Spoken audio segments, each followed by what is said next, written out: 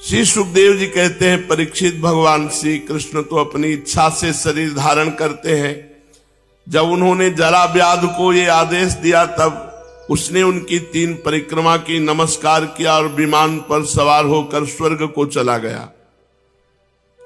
भगवान श्री कृष्ण का सारथी दारुक खोजता हुआ, पता लगाता हुआ भगवान के श्री अंग की गंध से वो अनुमान लगा लिया कि इधर भगवान है और भगवान के सामने आ गया। दारुक ने वहां जाकर देखा कि भगवान श्री कृष्ण पीपल के वृक्ष के नीचे आसन लगाए बैठे हैं, असह्य तेज वाले आयुध मूर्तिमान होकर भगवान की सेवा में संलग्न है। उन्हें देखकर दारुक के हृदय में प्रेम की बाढ़ आ गई, नेत्रों से आंसुओं की धारा बहने लगी। वो भगवान के रथ से कूदकर भगवान के चरणों में गिर पड़ा। भगवान का नित्य सारथी है। उसने भगवान से प्रार्थना की, प्रभु, रात्रि के समय चंद्रमा के अस्त हो जाने पर राह चलने वाले की जैसी दशा होती है, आपके चरण कमलों का दर्शन न पाकर मेरी भी वैसी ही दशा हो गई है। प्रभु, मेरी दृष्टि नष्ट हो गई है, चारों ओर अंधेरा छा गया है। अब न तो मुझे दिशाओं का ज्ञान है और न मेरे हृदय में शांति ही है। परीक्षित, अभी दारुक इस प्रकार कह ही रहा था, भगवान का गरुण ध्वज रथ पताका और घोड़ों के सहित आकाश में उड़ गया। जो दारुक चलाते थे रथ, वो आकाश में अंतर ध्यान हो गया। उसके पीछे पीछे भगवान के जितने आयुध थे वो सब अंतर ध्यान हो गए। ये सब देखकर दारुक के आश्चर्य की सीमा न रही। तब भगवान ने कहा, दारुक, अब तुम द्वारिका चले जाओ। यदुवंशियों का संहार हो गया है। भैया बलराम जी अपने स्वरूप में स्थित हो गए हैं और मैं अपने परम धाम को जा रहा हूं, ये सूचना दे दो। उनसे कहना कि अब तुम लोगों को अपने परिवार वालों के साथ द्वारिका में नहीं रहना चाहिए, क्योंकि मेरे जाते ही द्वारिकापुरी को समुद्र डुबो देगा। सब लोग अपनी अपनी धन संपत्ति, कुटुंब और मेरे माता पिता को लेकर अर्जुन के संरक्षण में इंद्रप्रस्थ चले जाओ। देखो, जब भगवान की लीला में ये संवरण लीला है, विनाश लीला है, तो हमारे जीवन में क्यों नहीं होगी? तो उस दिन की सोचो जिस दिन ये सब विनाश लीला होगी। इसलिए पहले ही भजन करके भगवान को प्राप्त हो जाओ। दारुक, तुम मेरे द्वारा उपदिष्ट भागवत धर्मों का आश्रय लो और ज्ञान निष्ठ होकर सबकी उपेक्षा कर दो। इस दृश्य को मेरी माया की रचना समझकर शांत हो जाओ। भगवान का यह आदेश पाकर दारुक ने उनकी परिक्रमा की और उनके चरण कमल अपने सिर पर रखकर बारंबार प्रणाम किया। तदनंतर वो उदास मन से द्वारिका के लिए चल पड़ा। श्री सुखदेव जी कहते हैं, परीक्षित, दारुक के चले जाने पर ब्रह्मा जी, शिव, पार्वती, इंद्र आदि लोकपाल, मरीच आदि प्रजापति, बड़े बड़े ऋषि मुनि, पितर, सिद्ध, गंधर्व, विद्याधर, नाग, चारण, यक्ष, राक्षस, किन्नर, अप्सराएं, गरुण लोक के विभिन्न पक्षी, मैत्रेय आदि ब्राह्मण, ये सब श्री कृष्ण के परम धाम प्रस्थान को देखने के लिए बड़ी उत्सुकता से वहां आए, जहां भगवान पीपल के नीचे दाहिनी जांघ पर बायां पैर रखे हुए विराजमान थे। वे सभी भगवान श्री कृष्ण के जन्म और लीलाओं का गान वर्णन कर रहे थे। उनके विमानों से सारा आकाश भर सा गया था। वे बड़ी भक्ति से भगवान पर पुष्पों की वर्षा कर रहे थे। सर्वव्यापक भगवान श्री कृष्ण ने ब्रह्मा जी और अपने विभूति स्वरूप देवताओं को देखकर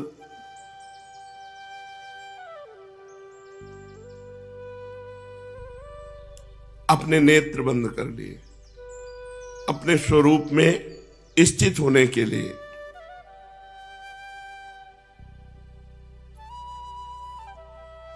भगवान ने सशरीर जे हुए नेत्र बंद किए, सशरीर नगाड़े बजने लगे, देवताओं के पुष्पों की वर्षा होने लगी और भगवान अंतर्धान हो गए। जैसे बैठे थे वैसे ही अंतर्धान हो गए। भगवान श्री कृष्ण के पीछे पीछे इस पृथ्वी लोक से सत्य, धर्म, धैर्य, कीर्ति और श्री ये सब चली गई। भगवान श्री कृष्ण की गति मन और वाणी के परे है। तभी तो जब भगवान अपने धाम में प्रवेश करने लगे तो कोई नहीं देख पाया, बस इतना देखा कि पीपल के नीचे बैठे, बस फिर खत्म। भगवान किधर गए, कहां गए, कैसे, कोई नहीं देख पाया। इस घटना से सबको बड़ा विस्मय हुआ। जैसे बिजली मेघमंडल को छोड़कर आकाश में प्रवेश करती है, तब बिजली की चाल को कोई देख नहीं सकता, वैसे ही बड़े बड़े देवता भी खड़े रहे, लेकिन भगवान श्री कृष्ण को परम धाम करते समय कोई देख नहीं सका किधर से गए, कैसे गए।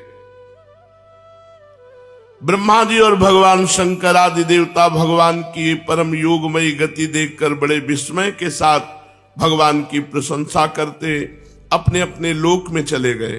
परीक्षित, जैसे नट अनेकों प्रकार के स्वांग बनाता है,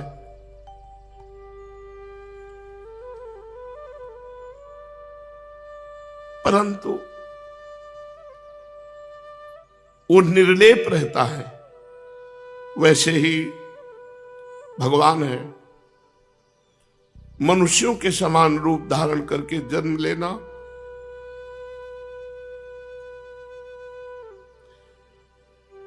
लीला और फिर लीला का स्मरण कर लेना उनके लिए अभिनय मात्र है। वे स्वयं ही इस जगत की सृष्टि करते हैं, इसमें प्रवेश करते हैं, फिर इसका संहार कर लेते हैं। महामहिम स्वरूप है। देखो ना, संदीपनी गुरु का पुत्र यमपुरी चला गया था, परंतु सशरीर उसको लौटा लाए। देखो ना, तुम्हारा ही शरीर ब्रह्मास्त्र से जल चुका था, परंतु उन्होंने तुम्हें जीवित कर दिया। वास्तव में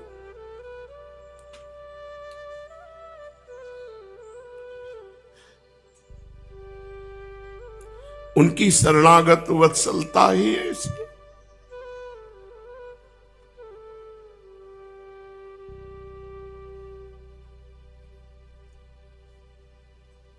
और तो क्या कहूं, महाकाल भगवान शंकर को भी युद्ध में तृप्त कर दिया और अपने प्रति अपराध करने वाले को, जो उनके चरणों पर बाण प्रहार किया, ऐसे कृपालु उसे सदैव स्वर्ग भेज दिया। प्रिय परीक्षित, भगवान अपने शरीर को सदा के लिए यहां रख सकते थे, अवश्य रख सकते थे, पर उन्होंने ऐसा नहीं किया क्योंकि वो निरपेक्ष है।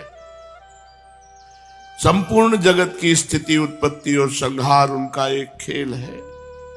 संपूर्ण शक्तियों को धारण करने वाले उन्होंने अपने शरीर को भी यहां नहीं रखा, अंतर ध्यान कर दिया। इससे उन्होंने दिखाया कि यहां से सबको जाना है, यहां किसी का भी शरीर नहीं टिकेगा। आत्मनिष्ठ पुरुषों के लिए आदर्श है कि वो अपने शरीर पर प्यार ना करें, इसका नाश होगा। जो पुरुष प्रातःकाल ब्रह्म मुहूर्त में भगवान श्री कृष्ण के परम धाम गमन की इस कथा को एकाग्रता पूर्वक सुनेगा, कीर्तन करेगा, वो भगवान के सर्वश्रेष्ठ परम पद को प्राप्त होगा। इधर दारुक भगवान श्री कृष्ण के विरह से व्याकुल होकर द्वारिका आया। वसुदेव जी और उग्रसेन के चरणों पर गिर गिर करके आंसुओं से भीगे हुए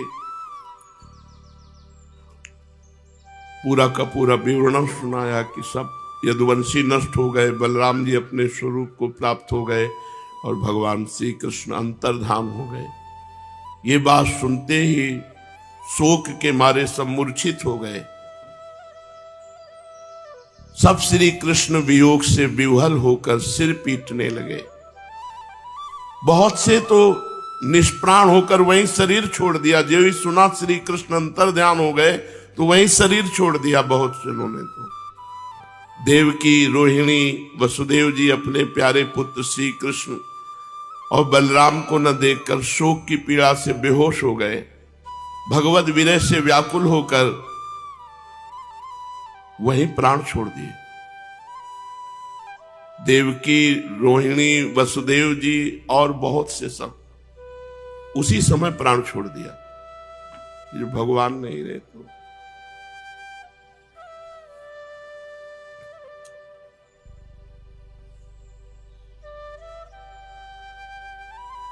बलराम जी की पत्नियां, वसुदेव जी की और शेष पत्नियां, ये सब अग्नि में प्रवेश कर गई। भगवान श्री कृष्ण की रुक्मिणी आदि पटरानियां, ये सब भगवान का ध्यान करते हुए अग्नि में प्रवेश कर गई। परीक्षित, अर्जुन अपने परम प्रीतम भगवान श्री कृष्ण जो उनके सखा हैं, बड़े व्याकुल थे। यही थे, द्वारिका में ही थे, पर उन्होंने गीता के सदुपदेश से अपने चित्त को संभाला और भगवान ने जो आज्ञा करी है उसका पालन करना है। यदुवंश के मृत व्यक्तियों में जिनको कोई पिंड दान देने वाला ना था, अर्जुन ने श्राद्ध किया। महाराज, भगवान के अंतर्धान होते ही समुद्र ने ऐसी उत्ताल तरंग मारी कि संपूर्ण द्वारिका को अपने जल में ले लिया। देखो, ये विनाश लीला है, ये सबके जीवन में आएगी। इसलिए भजन कर लो, भगवान को रिझा लो। यहां कुछ नहीं है, कुछ नहीं, एकदम नाटक माया का चल रहा है। भजन कर लो, यही सार्थक है।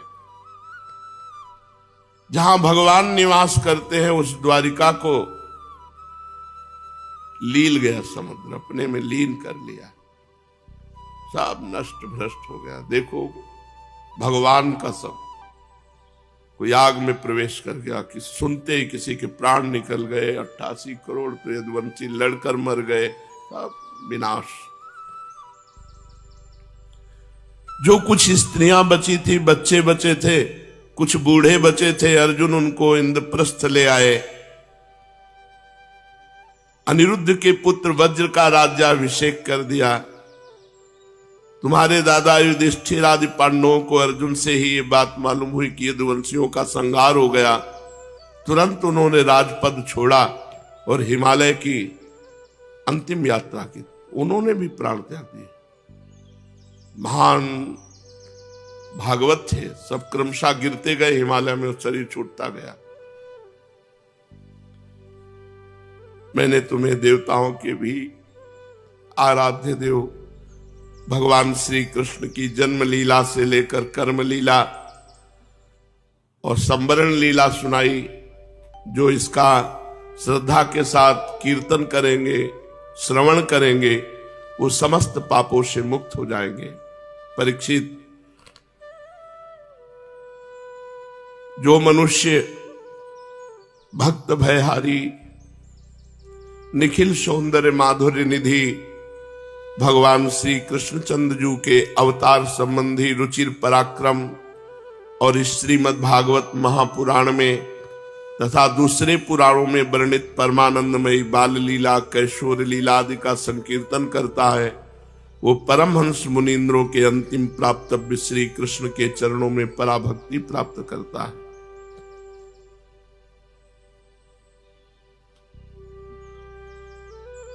कुछ नहीं, कुछ नहीं, ये सब जब भगवान का कुछ नहीं बचा तो तुम्हारा क्या बच जाएगा, विचार करो। इसलिए शांत, चाहे दुखद परिस्थिति हो चाहे सुखद परिस्थिति हो, बस हर समय नाम जप करो, हर समय मंत्र जप करो। यहां से जाना है, कुछ नहीं। जब इनका कुछ नहीं बचा, द्वारिका द्वारिका वासी परिवार कोई नहीं, तो तुम्हारा क्या बच जाएगा? इसका नाम मृत्यु लोक है। इसलिए नाम जप करो, जितना भजन कर लो, यही जीवन की सार्थकता है। ये सब प्रपंच है, सब दिखावा है माया का। जितना भजन कर लो बस उतना ही सार्थक है। यहां से जाना है, जाना है। कृपा करें श्री कृष्ण कि हमारा चित्त उनके चरणों में लग जाए, सब भूल जाए और यहाँ शरीर छूटे और उनको प्राप्त हो जाए। यही जीवन का फल है। और तो सब नौटंकी है माया की, ये सब नौटंकी है माया की। जब भगवान का कुछ नहीं बचा, जिनको भगवान ने गोद में खिलाया वो पुत्र, जिनको भगवान का दुलार मिला वो पौत्र, वो सब मर गए, हम तुम क्या बचेंगे? काल का विकराल ऐसा स्वरूप है, सबको चाट जाता है। इसलिए हर श्वास नाम जप, हर श्वास भगवत चिंतन, जिससे हमारे जीवन की सार्थकता है। शेष चर्चा आगे। श्री राधा वल्लभ लाल।